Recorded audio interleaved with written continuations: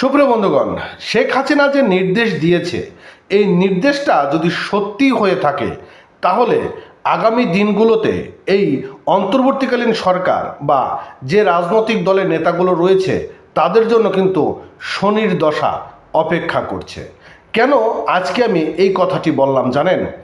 এর কারণ হচ্ছে শেখ হাসিনা একটি প্রতিশোধ পরায়ণ নারী। তিনি কিভাবে জানে প্রতিশোধ নিতে হয়। তো একটা নিউজ আমি আপনাদেরকে গুরুত্বপূর্ণ সহকারে শেয়ার করতে যাচ্ছি।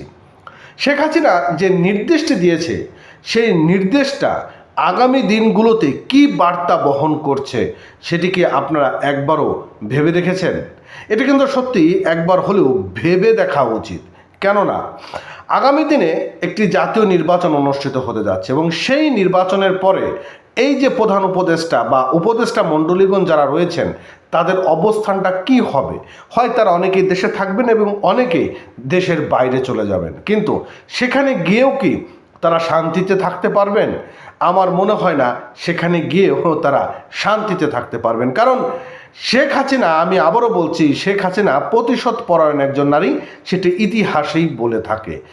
শেখ হাসিনা তিনি নির্দেশ দিয়েছেন, যে নির্দেশটা সত্যি খুবই একটা অন্যরকম নির্দেশ এবং অন্যরকম বার্তা বহন করছে। আপনারা টাইটেল দেখতে পাচ্ছেন যে নিউ ইয়র্ক থেকে কেউ যেন অক্ষত ফিরতে না পারে, এমনই নির্দেশ নাকি দিয়েছে সাবেক প্রধানমন্ত্রী বা পতিত সরকার বা পতিত স্বৈরাচার শেখ হাসিনা। তার এই বক্তব্য দেওয়ার পর সত্যি কি এই যে অন্তর্বর্তীকালীন সরকার বা যে ভিন্ন রাজনৈতিক দলগুলো রয়েছে তারা কি নড়ে চড়ে বসেছেন? তো আজকে আমরা নিয়েছি bdtoday.net একটি নিউজ পোর্টাল থেকে। কি বলছে চলুন।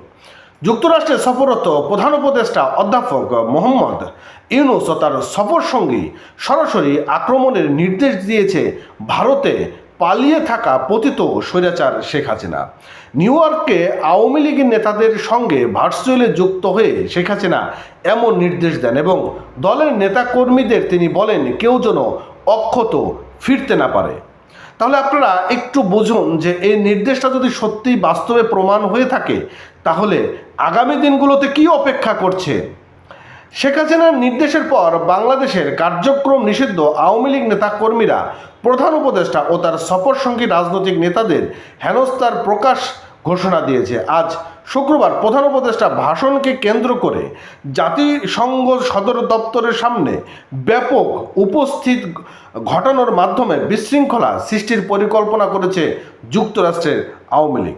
আর এদিকে গত বুধবার রাতে আওয়ামী লীগের সন্ত্রাসীরা হোটেলে লবিতে গিয়ে এনসিপি নেতা আক্তার হোসেনকে গালিগালাজ এবং তাদেরকে হত্যার যে হুমকি, সেই হুমকিটি দেওয়া হয়েছে। আর আক্তার এটি সহ বিমানবন্দরের হামলার ঘটনা উল্লেখ করে নিউ ইয়র্কে স্থানীয় একটি থানায় মামলা করেছেন। তবে এই সকল মামলা আসলে নিউ ইয়র্কে কোনো কাজে আসে না, এই ধরনের মামলাগুলোতে।